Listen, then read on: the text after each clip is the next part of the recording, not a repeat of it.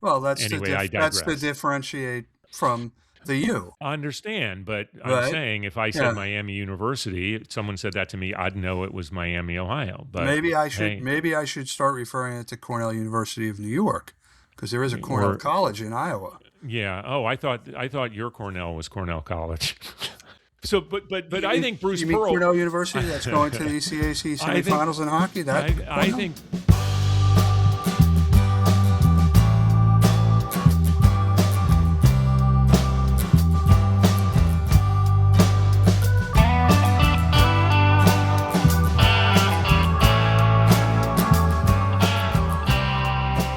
Welcome to Wait What? Sports Biz Chat with DP and McGee, the podcast where we take a sometimes cynical, sometimes irreverent, and yes, even a sometimes serious look at the business of sports.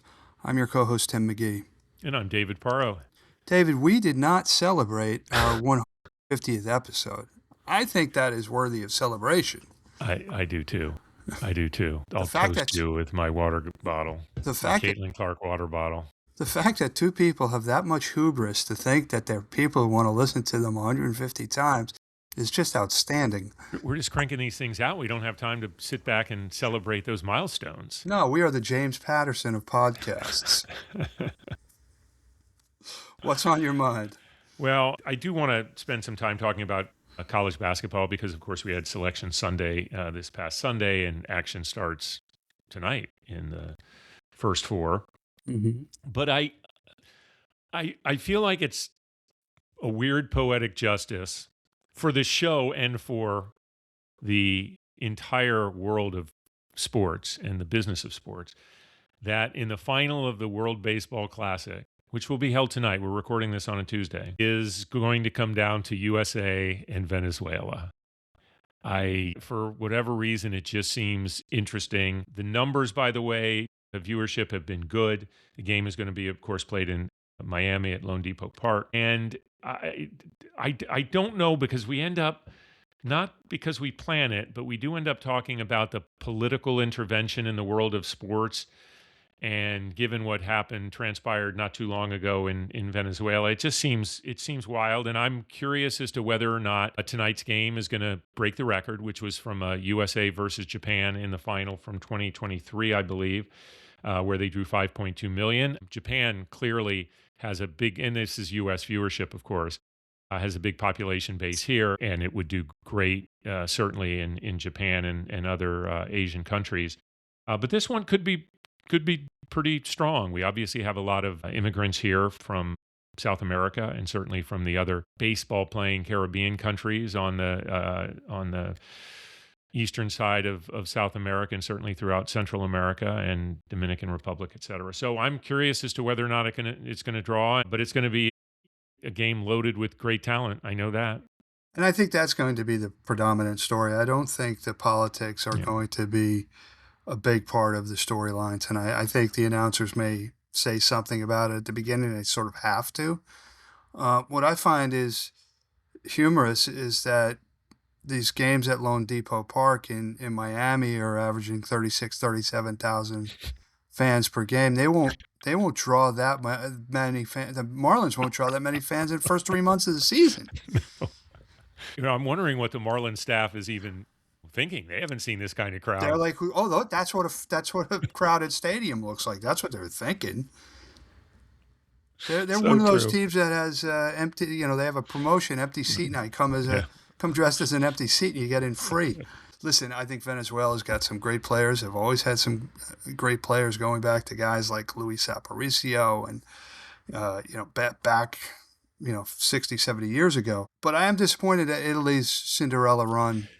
And it was a great Cinderella run. They were fun to watch. They were a fun team to watch. Venezuela came in as certainly one of the, pardon the pun, but one of the heavy hitting teams coming into this, but not certainly USA, Dominican Republic, and Japan, I think, ranked higher than Venezuela. But Venezuela's solid. You're right. They have a good lineup, and there'll be people that are tuning in and going, yeah, I know that guy. And that's been the great, I think, story. It certainly always is with the WBC, but this year, I think, especially with stories like Italy playing well and people going like, well, what's the tie to Italy other than that name sounds Italian. And, it, obviously there's certain rules that allow these players to play for these other countries.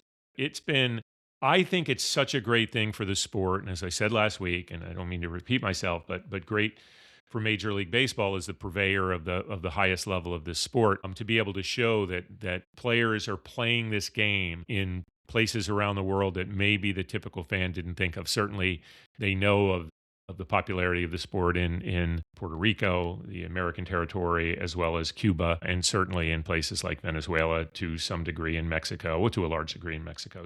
To have these other countries and kind of the spotlight on them and identify where these players are coming from, but Major League Baseball is the place where these players all dream of playing. I heard a comment that Judge made saying something about it being bigger than the World Series. Bigger and more important than the World Series. And I'm a Yankee fan, and even I'm like, dude, you're just saying that because you haven't won a World Series. Something just came across my feed here. Mark DeRosa does realize they have to win tonight. Yeah, right. That'll be one of the funny stories coming out of this. But not for him when he loses his job. No. Well, if he ends up winning the championship, I don't know.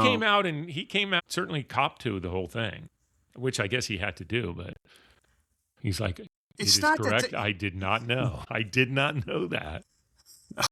That's some weird, wacky stuff there. I did not know that. Magic Baseball is not the toughest gig in the world. It's not like the game is going at a breakneck pace. He gets up in the morning, he talks to his coaches, and they're like, "Yeah, we got to win tonight." And maybe he didn't. It was just silly. All right, let's move on. What do you have? We still do not have an agreement in the WNBA labor negotiations. A full 7 days past the self-proclaimed deadline that the league said would need to be met in order to not have the season delayed. But they have been having marathon sessions every day. I suppose they could break down at any time, but certainly is a good sign that they continue to talk. From what I've read, press accounts, that the revenue sharing number continues to be the big sticking point. Right. The encouraging side is that they've been going through these marathon sessions like nonstop talking, and that, as you said, is generally a very, very good sign that at some point there could be a breakthrough and are they inching closer together. Yeah, but nothing yet, because that's what the headline ends up being, is when you open the story that they haven't come to agreement yet. So the idea of potential lost games and we've known that's been a real possibility here for a bit. But I think that when they went into these sessions with the earnestness and the comments from Breanna Stewart and Caitlin Clark about the importance of getting something done, you felt like that was a nice moment. Like that was it was this last rush to get, that the players were coming around to a better understanding maybe of where they could go. Mm-hmm. But they're certainly holding firm, and these things will be good case studies in negotiation in the future, no doubt. March Madness hasn't disappointed so far. And the madness hasn't even really begun. I was going to say, we've had two very key figures on the men's side of the tournament, I will say, in Keith Gill, commissioner of the Sun Belt, we had on some time ago, mostly to talk about football at a non-Power 4 conference level, which was an interesting discussion. But he is the chair of the men's selection committee. And, of course, Dan Gavitt, who was our most recent guest. I mean, two seriously stout figures. And I just want to say, by typical standards, very little controversy. There's a couple of people, in the big conferences, particularly the SEC, I guess, thinking that every year they're going to have, 14 teams in, with Oklahoma and Auburn not getting in.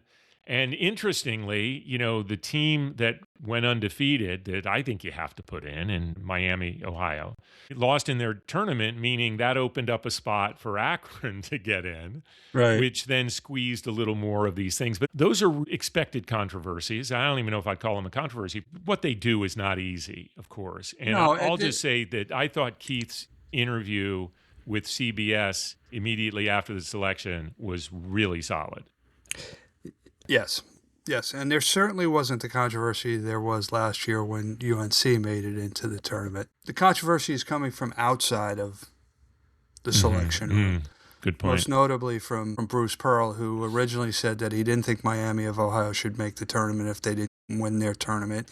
he backtracked on that, but then he went on to say that he believed Auburn should make the tournament. His son inherited the job from him when he retired last year. He's still on the payroll of Auburn University.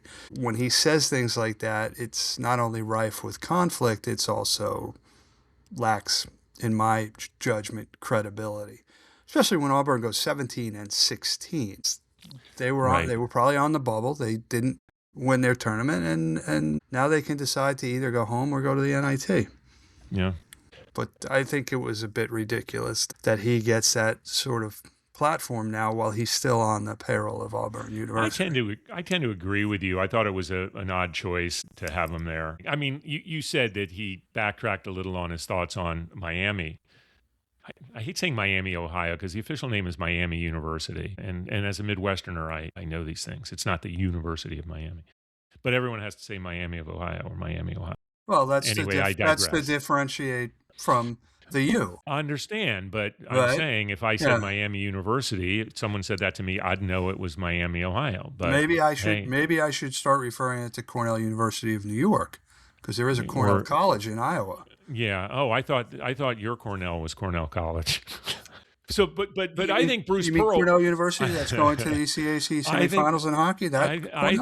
I think Bruce Pearl, if he had his druthers, would say, I don't think that conference should even get an automatic bid for their conference champion, as deemed by the conference to select their conference champion, and that all of the SEC should get in, and maybe 2/3 of the Big Ten.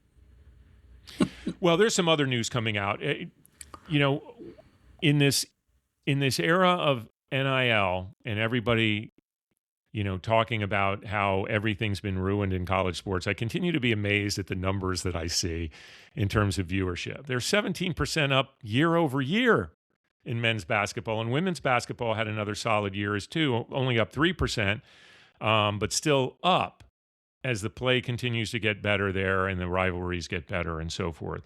But who are all these people that say they hate college sports now and won't watch? But the same people that say that about the NFL, obviously. Well, again, there are issues. We get it, but some of that increase may be attributed to the change in methodology that Nielsen uses. Always a bit there, but that's what we're dealing with now. Right. And of course, they're taking advantage of that. The Nielsen people love it. The networks love it. The colleges and conferences looking for sponsorship love it.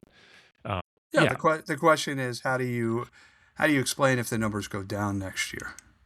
If you're a if you're a media sales guy or you're a sponsorship salesperson. Well, the PR people on the networks are the best. They always have the right stat to pull. But we're up 2.5% in that coveted, red-headed, left-handed 18 to 19 demo that every advertiser goes after. I want to talk about something that I think is potentially one of the biggest developments to hit college sports, particularly college basketball, maybe basketball in general. And that was the Big 12's introduction of an LED glass floor that was meant to be the conference championship was going to be played on it. The women's conference championship was played on it, apparently to no problem. But it had the ability to, you can show graphics on it. And mid-tournament, they had to go back to the wood court because some players were complaining about slipping. Yeah, Christian Anderson at Texas Tech pulled a groin muscle, had to leave the game. Well, he might have pulled the groin muscle on a wooden floor, but you can't take that chance. They did the right thing by switching back. I just happen to think that even with this start and stop for this company, I believe it was a German company that supplied this, I think we're going this direction. I think so too. So it was interesting because Big 12 Commissioner Brett Yormark originally said, we're using it. He then acquiesced to coaches and players who complain. So good on him for listening to his stakeholders. But I can't believe that they didn't practice on it or play games on it prior to the tournament. Now, you rightfully point out that nothing happened on the women's side. So I don't know, but I definitely agree with you. That's the way things are going. It's sort of the basketball equivalent of the DED dasher boards in NHL. I mean, I can certainly see it being disruptive to the view, but you can probably control that. And I'm sure they did test that. It hadn't been used in here for basketball. But, the ability to deliver, this unending need we have to be entertained and visually stimulated, I think that's part of it. The ability to deliver advertising messages, It's all about both the in-game, 𝑑𝑜𝑟𝑒-MI. and it's all about that. You're absolutely right. That is what it's about. I think the careful thing that everyone needs to consider when doing these developments is how does it affect the in-arena audience? Not that that's the most important thing, but how does it affect that, and how does it affect the viewing experience, if at all, during a game? And I think that if you're going to go for the money on that, is have not only a PR line, but have a good story as to why it's going to enhance the fan experience. Mhm. But I'm old school, and I still believe in that concept. Like, what's the experience for the people that view it and drive these numbers that we're talking about? Couldn't agree more. Anything else on college that we need to hit? Not on the college side. That checks all my boxes. All right. We have a little time before we welcome in a guest. NFL announcing that they're looking at Thanksgiving Eve games, which would, I think, bring them up to 272 days a year where there's at least one game. Yeah. No, I think they are going after that, talking about, desirable audiences. They're going after that very important home from college, out with your buddies at the bar night before Thanksgiving crowd. So they'll be Yeah, I've noticed, because you've mentioned this before, you're very tuned into that tradition, aren't you? You're very tuned into the Wednesday night out with your high school buddies back from the college crowd scene, aren't you? I haven't done it in 40 years, but well, you knew that tradition to me wasn't when we were in college. Maybe it was. Maybe it was more Long Eastern, Island? but it didn't hit on Long Island. Any excuse to drink. Yeah. Right. Well, it definitely was a thing with my kids as they were coming through that. So I remember that piece. Maybe I do. Maybe it's just so long ago for me that I don't remember it as being a thing. We would go to the bar after midnight mass on Christmas Eve, because the bars in New York are open till 4 a.m. So, as long as you got home before Santa, you were okay. It's certainly not surprising. We talk about this all the time. Their ability they certainly own Thanksgiving, even though there are other things going on. Obviously, those games that run on Thanksgiving always hit very big numbers, and they'll do well on this. It'll certainly put that premium on that big data number, because so much of that will be generated coming out of the bar scene. Yeah, but I do think it's a night where it'll be interesting to see what numbers. On one hand, I'm a homebody, so I'm always home that night, but that's a big travel day too. So are they going to lose people who are traveling to see family? Yeah, they'll see, right? Every data point that we've ever talked about in relation to the NFL suggests that it doesn't matter. Yeah. True. That the number, and will their expectation be the same? I mean, do they have a threshold in mind? Probably. Does it work for the players? Does it make that week easier? I would imagine not. I mean, it's a hard week anyways for those teams, and not everybody really loves playing on Thanksgiving, especially guys that have been on the Lions for a long, long time, because they're always playing on Thanksgiving, or the Cowboys, right? They're always on that in that. So we'll see. Has the NFLPA chimed in on this yet? I have not heard if they have. What they're talking about, maybe they were trying to cut off any criticism or pushback on it, was teams coming off the bye would play. It's a tough game. You're either playing coming off a long break, or you're going off a short break. Yeah. All right. We have an interesting, maybe not the typical guest that we would have on the show, but one that we're very excited about chatting with. So we'll be right back. It's time for our guest.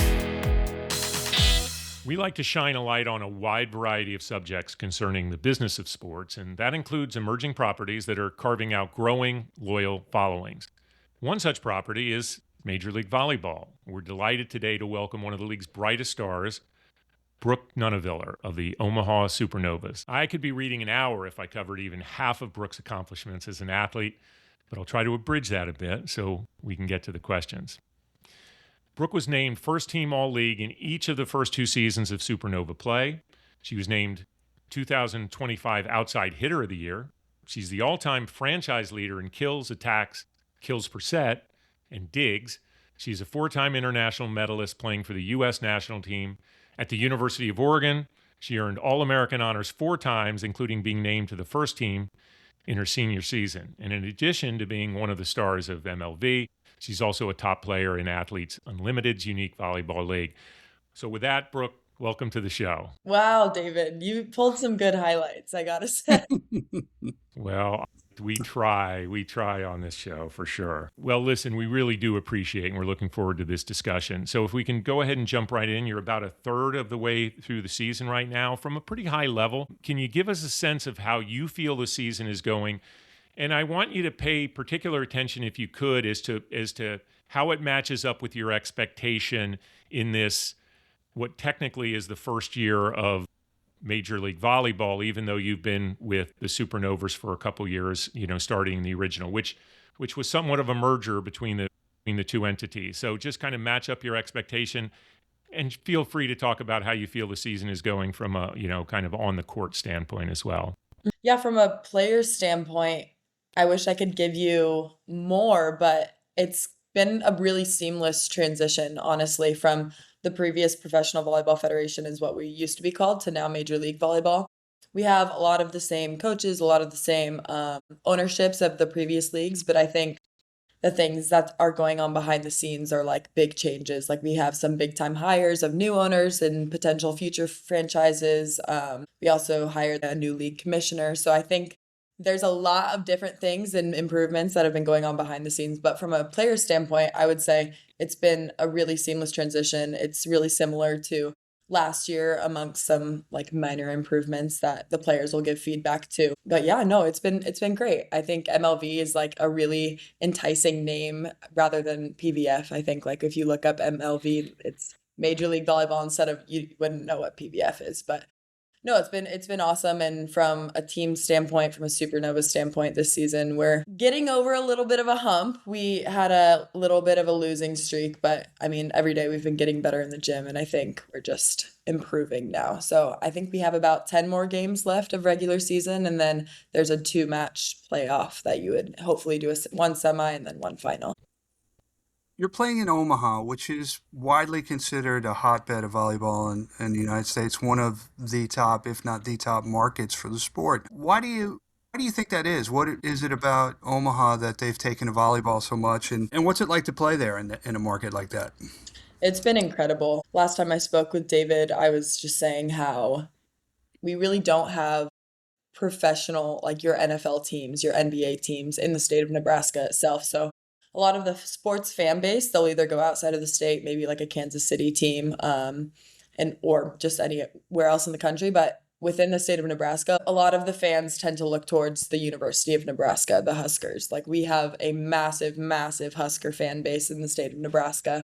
And I would say that's probably one of the biggest fan bases for a college team or just a college university in the entire nation. So I think before we had the Supernovas, a lot of that attention went to the University of Nebraska. Their football program used to be very, very popular, and now they're getting better and better. But over the last decade or so, I would say the volleyball team has just been the most successful, and they've had the most eyes on them. And so the fact that we were able to start a professional volleyball team in the state of Nebraska in the right moment of college volleyball for the Huskers, I think it kind of like propelled attention to us. And now we've gained a really incredible fan base for the Supernovas themselves. By the way, I couldn't believe coming out of the Selection Sunday show that the Nebraska men's team has never played in an NCAA tournament. That was like the most interesting thing that, to me, that came out of that show. That was mind-boggling. So when we met, it was at a Talisman event, actually, and there was another person there that we've had on the show before, kind of a legend in the sports industry, Tom Fox, and he talked to us about why he was high on Major League Volleyball, and he believed it, where it was going. And so I equate what I want to ask you next with kind of that meeting, but there are a lot of properties vying for attention, including some women's leagues that get a lot of attention, NWSL and of course WNBA. What makes you so bullish on the upside for MLV? I've told this to so many people because just as new professional leagues are emerging in the States, like that's a very popular question. Would say that WNBA is following the NBA. The NWSL is following a lot of men's professional soccer popularity amongst not only the States, but also the world. There's a lot of sports, female sports, that have followed a very popular men's sport, and just how history has presented itself.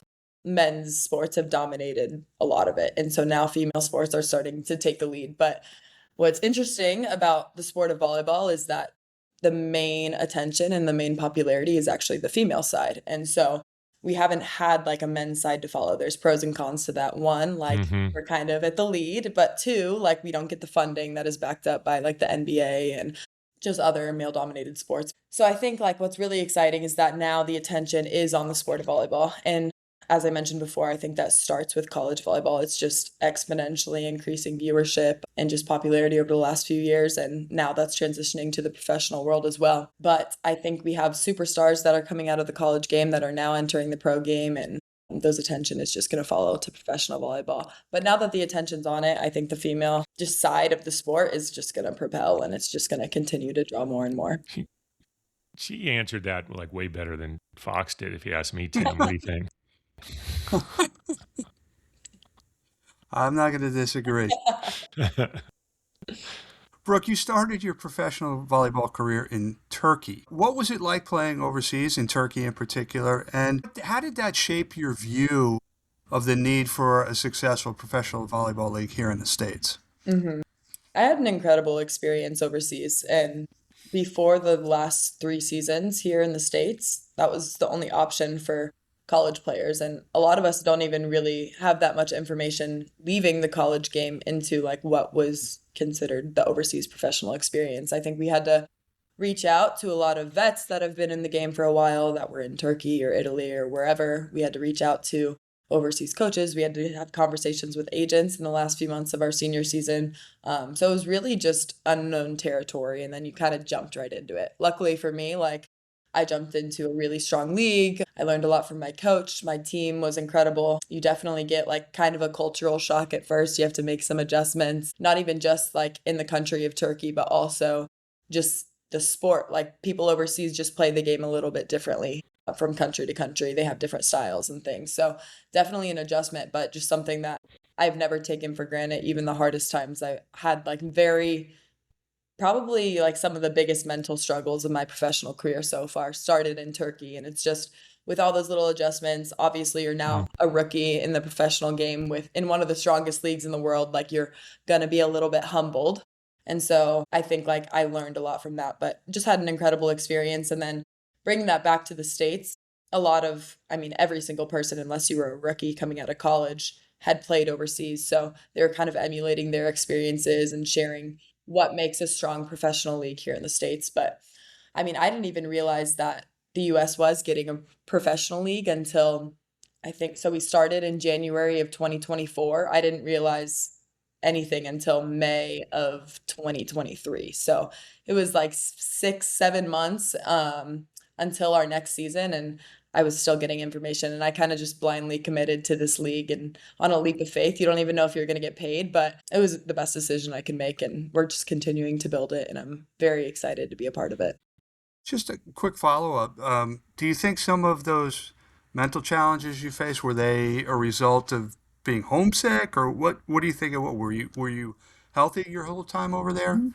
Physically, yeah, pretty healthy. A lot of players, unfortunately, would quit the sport of volleyball once they went overseas because they do get so homesick. I definitely was homesick. I was in a relationship. You're doing long distance, like you're away from your friends and family, your support system.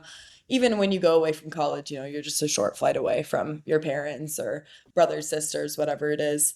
But yeah, you definitely have to get used to it when you go to a different country. You're all alone. You have to figure out life completely isolated, really. Maybe you don't even have another American on your team. Luckily, I did, and luckily my teammates were incredible. I made awesome friends there. Definitely an adjustment, but I think just like little things, coaching style. Just like I said, if you're a rookie going into professional volleyball in general, it's going to be an adjustment. Playing wise, you have to get better. You have to improve on certain skills. And also, the Turkish league, I would say, is currently tied for the strongest league in the world right now with Italy. So it was definitely an adjustment. I would say by the second half, I finally got pretty well adjusted. What an experience, though. Yeah. It's nice that you can look back and know that it was a positive experience, and always, even with some of the challenges. Mm-hmm. You mentioned getting paid a little earlier, but I want to go back to college a little. You left Eugene, Oregon, Ducks of the University of Oregon after 4 great years there. That doesn't seem like it's that long ago, but so much has changed and continues to change in the college space with NIL and potential direct payment to athletes. What are your thoughts on the current situation on that, in terms of how you feel about what it means for student athletes going through that experience? I'm just curious as you look at where things are moving, what your thoughts are. First of all, I am slightly jealous, of some of those athletes that are getting paid. We appreciate the honesty there. As well you should be. Yeah. Of course you have to be, but at the same time, I think like whatever level you're looking at, like the fact that you could be a part of what it is now, or if I'm looking at professional volleyball, you're paving the way for hopefully future female professional volleyball players to make millions, maybe in a decade or two. But I have mixed opinions, honestly, about NIL. I like to consider myself a very loyal individual. I like to, for example, I was at the University of Oregon my entire career. There was definitely chances to enter the transfer portal, but we went through ups and downs, but I just like to consider myself pretty loyal. It's hard because the transfer portal is used so much now because of reasons like NIL. So I don't love that. I don't love the amount of changes that athletes make to universities. At the same time, how could you not make a change when you're getting offered hundreds of thousands, maybe millions of dollars? If you look at football programs or basketball programs, especially in the men's side, women's basketball as well, they're making a lot of money in NIL. And women's volleyball players too, I think maybe the highest paid athlete could have been up close to 500,000 for women's volleyball. So it's just, as a college athlete, you're looking at that money and it could be like life-changing for you. So I don't love NIL because it's kind of making college sports look more of like a professional sporting league, franchise, whatever you want to call it. But I would like for it to go back to, we're going to go get our education and play the sport we love and then transition into the professional world. But also it's leading to pretty incredible opportunities for athletes. You have a pretty robust social media followings, particularly on Instagram and TikTok. I know of at least 2 podcasters who would love to have the following you have. But how important is building your personal brand to your role as an athlete, as an endorser, even getting ready for your post-playing career, which hopefully will be many, many years from now? It's huge. I think about people ask me all the time, what do you want to do when you're done playing volleyball? And I'm like, I don't know. I got a lot of different degrees in a lot of different subjects because I didn't know what I wanted to do. But I would say like social media marketing and just building my brand is a really big part of something I could see myself doing in the future, or at least being part of my job, whatever that may be. So I think it's really big. I think, as I mentioned before, in college with NIL, you're seeing obviously the most elite athletes in their sport getting paid a lot of money, but also you're seeing just a lot of brand opportunities for athletes that have this big following and they can make a lot of money, and professional athletes can do that as well. I think for women's volleyball in particular, as they're slowly getting paid more and more over the years, a lot of athletes are taking advantage of Instagram brand deals or TikTok brand deals and all these things. So I think there's really the harm in having a big social media following is there's a lot of negativity on apps, especially just towards athletes or any failure or anything. But if you can ignore that, there's a lot of positives that you can take advantage from building your brand. Yeah, I'm curious, as a follow-up on that, have you figured out a way to deal with that in a positive way? Because you need the presence. It's helpful. It's helpful for the sport. It's helpful for you personally. But there's so much out there, right? Crap. Have you come to terms with how best to handle that? Anything in life is going to have negativity. And unfortunately, it can just be kind of targeted on social media. Yeah. Especially even this season, like our team, we had a 7-match losing streak that was not fun. I think we were really good at trusting the process and trying to get better every single day in the gym, but no one sees that. No one sees, what your day in and day out looks like. No one sees like how hard you're working in the gym to try to like not get that loss or really get that win the next match. But all the fans see is like any failure that you have on the court. Yeah. Truthfully, for me, as an athlete, like you really don't want to see that. I think like there's a lot of tools you can use. You can mute things. You can just avoid like going on certain accounts. But at the same time, like you have to be on those apps if you want to continue to build that brand. Yeah. So it's a lot of positive self-talk. You can't let because at the end of the day, it's other people's opinions. They're not in the gym with you. You kind of just have to trust in your inner circle. Tim and I have just learned to embrace like people calling us idiots on TikTok, but they haven't ripped us too bad for like, what are you old guys doing on TikTok? But David, you need to be honest with Brooke. Nobody cares enough to trash talk us on TikTok. Yeah, it depends on our post. Usually something stupid I say. I know that. No. Well, you're the more entertaining one of the two. So stuff like that. Yeah. Well, Joe Pesci liked me in Goodfellas. Kind of going from that subject, Mizuno is certainly one of the most visible endemic products involved in the sport of volleyball, and they've been there, right? They've been there a long time providing equipment. My understanding is you have a personal relationship with that company as well.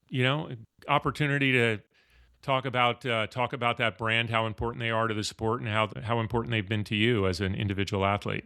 No, they're incredible. I've been in the USA pipeline for quite some time, probably since I was around 10 years old. And they've been representing like our team for volleyball for quite some time. And we wear Mizuno for high performance camps, youth national team, senior national team, whatever it is. And I remember like wearing their gear as a kid, like getting my USA things. And I was always like so confident and just so excited that I get to represent the USA, but also like all that Mizuno gear that we would get, I would carry it around all the time from the age of 10 all the way to 26 now. I still have a lot of like the pieces and the practice gear.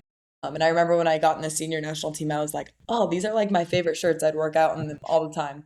But what I like really, really love about Mizuno is that they're very catered to the sport of volleyball. And there's not a lot of big companies that are like that. And so the fact that they like take their time and they really want good products for the specific needs of a volleyball player is something that I really love about them. And I got the opportunity to work with them last fall is when we signed, and it's just been like amazing. Like they want to get content out. They send me all my necessary things, but yeah, they're incredible. And they come out with all these new things all the time. They just came out with a shoe that's like has a kind of I don't want to say a platform, but there's like a foam pad that's supposed to make you jump higher. And as a smaller athlete in the sport of volleyball, I can't wait to try those out. So no, they've been amazing. We're going to buck tradition here, Brooke. Typically we go back and forth and alternate questions, but this next question is just too damn good, quite frankly. And I want to let my partner who wrote the question ask it. Okay. So David?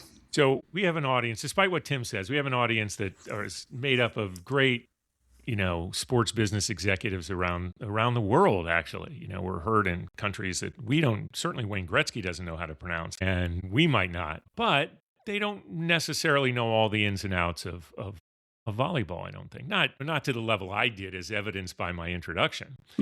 But you started your career when you went to college as a libero. And then you moved to outside hitter.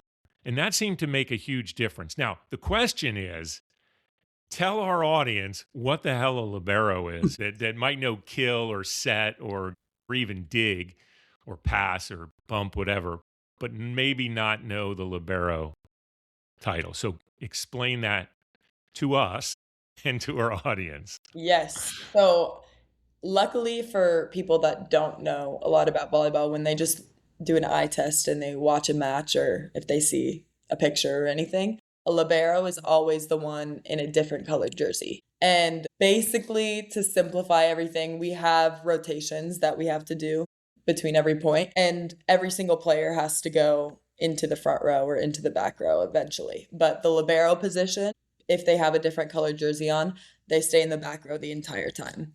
And so their specialty is passing and defense. they're never going to attack or block or anything like that. So they'll never be in the front row, and their specialty is a passing and defender. So is that one of the reasons why, because your stats are pretty unbelievable with your digs and with your hitting, that you have that skill set built into you that maybe some other outside hitters aren't quite as accomplished at? Yeah, I switched between libero and outside hitter. So pretty much my whole USA career, maybe besides like a month or two, I was a libero. Wow. So I would be an outside hitter in club, outside hitter in middle school, high school, and then in the summertime when I would train with USA, I would be a libero. Big reason for that is, I've played the game. This is now my 20th year playing volleyball. I'm 26 years old, so I've been playing the game for a while. My touch is pretty solid because I've had just so many reps, and I'm also undersized. So for an outside hitter, a lot of these girls are 6 foot plus. I'm 5'10", and so they were always like, you think you're a little bit small to be an outside. So they would put me in a libero jersey just because my ball control was always pretty good. So I've had that just switching back and forth for so long that when I finally decided that I'm just going to be an outside hitter from now on, yes, those skills have been engraved in me, which is great because a lot of outsides don't have as good of passing and defense as me just because I've played the libero position for so long. We have 2 questions before we let you go that we ask all our guests, and we've adjusted them a little bit because you are different than our typical guest in that you are currently a professional athlete. We've had former athletes and former race car drivers and things like that. So we're going to change it up a little bit for our listeners. We'll notice a slight difference. How did you get your start in volleyball as a 6-year-old? I come from a volleyball family, so both of my parents played volleyball. I have an older brother as well. He's 6 years older, and he played volleyball and is now a volleyball coach. My mom coached at the University of Arkansas. She played at Arkansas State. My dad had opportunities to play in college. My brother played in college. So even when I was like an infant, my parents were playing in adult leagues, and I would go to their games, and I'd be in volleyball carts holding the volleyball. My brother, he started playing when he was 13 or 12 maybe. So I was in the gym at his practices, and I just wanted to play with all the boys that were older than me. So it's in my blood, honestly, and I just grew up around the sport, and I fell in love with it. That's great. And the last question, what one piece of advice, excluding work hard and train hard, would you give to somebody who has aspirations to become a professional athlete, whether it be in volleyball or another sport? I want to go back to when we were talking about negative comments and negative social media things, and just in any aspect of life, whether it's sport or not, you're going to have people that say negative things about you. And for my entire career, like I mentioned before, everyone told me I was too short to be an outside hitter. I didn't jump high enough. I wasn't physical enough. Every single level, whether that was middle school to high school, people told me that. On high school varsity, or whether it was high school going into college. I was very highly recruited as a libero, but not so much as an outside hitter. And especially like college to pro or pro to national team, I've been told that at every single level. And I truly, truly believe that it really does not matter what anyone tells you or what anyone says to you, unless like you're saying those things to yourself. So if you can just go in the gym or go on the field and work your butt off every single day and not let any comment affect your mindset, I really think you can accomplish whatever you want. That's a fantastic answer. And I know at least 2 people will never have negative comments about you. I appreciate it. Brooke Nunneviller, thank you for joining us. This has been a great conversation. We've learned a lot, and we certainly encourage anyone to follow Major League Volleyball and take a peek at the Omaha Supernovas, because there are good things happening. They have some interesting people involved in the ownership across the league, and a lot of people are very bullish to the point. And Brooke, I would end by saying that while you may not have figured it out yet, we think you have a great future in whatever you decide to do. We hope it'll be in and around the sports business, because I think you'd have a lot to contribute. Thank you. Thank you guys for having me too. I had a blast. Thank you.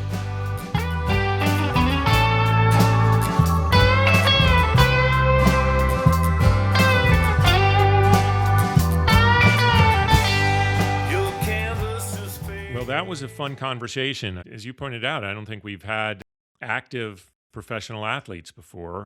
And it was great to get that perspective in a league that's up and coming like Major League Volleyball. So we'll continue to follow Brooke's career and everything. But we have hit that time of the show where we generally take a little peek ahead to see what stories and fun things we may be following and give shout outs, etc. So I will throw it to you, Tim. What do you have your eye on? Couple things. On a positive note, the city of Foxborough has received assurances that they're going to get the funding they need for security around the World Cup. So they are going to grant the license to have the games played at Gillette Stadium. But other cities are saying that they still have not received funding from the Department of Homeland Security, despite the fact that it was approved and earmarked for that purpose. So that's something I'm going to keep an eye on. Second thing is the NBA is probably going to be granting expansion teams to Seattle and Las Vegas. I only predicted that like 18 years ago, so I'm a little late on my prediction, but Well, I had the markets right. yeah, and then the third thing I'm going to be watching, and third being the operative word, is the Cornell Big Red men's hockey team is going for their third straight ECAC title at Lake Placid. They'll be playing the Tigers of Princeton Friday night, and the winner of Quinnipiac and Clarkson on Saturday for the championship. So I was up there last weekend. Cornell dropped the first game, but then came back and won games 2 and 3 to advance. Check out the polling data while you're watching the Quinnipiac game. Good hockey team, but even a better market research program. What about you? Yeah, thanks. Good luck in that. I like joking about that, but I hope that all works out great. I care way too much about Cornell athletics. I hope they appreciate that. Yeah, they let me buy tickets every year. They're so nice. So a couple things. A shout out to a past guest. It's kind of interesting news that I think it surprised me a little bit, but Ahmad Nasser is no longer going to be, or effective immediately, not the executive director of Professional Tennis Players Association, but it doesn't affect apparently his role with Winners Alliance. So he's been very open about this, but this came down, I think, last week or a little over a week ago, and we just like to obviously follow past guests and what they're doing. But Ahmad was a fantastic guest, and he shared a lot of amazing things from the labor side of the business. A couple things I'm looking at on the NBA side as well. I wanted to touch on this last week, but it looks to be a good chance that the NBA is going to be looking at this kind of streaming hub for local market games sooner than they originally expected. They've already informed teams of that. And this, of course, is a result of the mainstream sports groups' impending, demise. And so we know that the league has been interested in moving in this direction. This speeds up things because of, so many of the teams not having a home for a traditional RSN. So that's an interesting story that obviously we will be following and talking about. It'll be interesting to see. They probably will not get either the Knicks or the Nets. Right. I'm not sure about the situation out in LA, but they'll have a fair number of teams, but they won't have them all. Right. And then lastly, I'm heading to Chicago to for some work and seeing some family. The little guy, Jamie, turns 5 soon. So we're going to have Can you believe that? Can you believe it? But so happy birthday to Jamie. That is crazy. I can't wait to see him and his wonderful sister, Scarlett. So that's it. That was episode 151, as we said. I think very, very exciting. As you said in the intro, kind of letting 150 go without much fanfare was, I guess, a miss. But like I said, when we're head down, getting after it. Nose to the grindstone on this show. It was false modesty. Yeah, really. Big thanks to Brooke 𝗏𝗏𝘶 again for shedding light on exciting things happening at Major League Volleyball. Tim, of course, as always, thank you for a very fun discussion. Most importantly, thank you to all the listeners. Anytime that like, that share, that subscribe button comes up, we do hope you'll give it a tap. And of course, you can go to dpandmcgee.com for all of our links. So until next time, I'm DP, he's McGee, and we'll talk soon.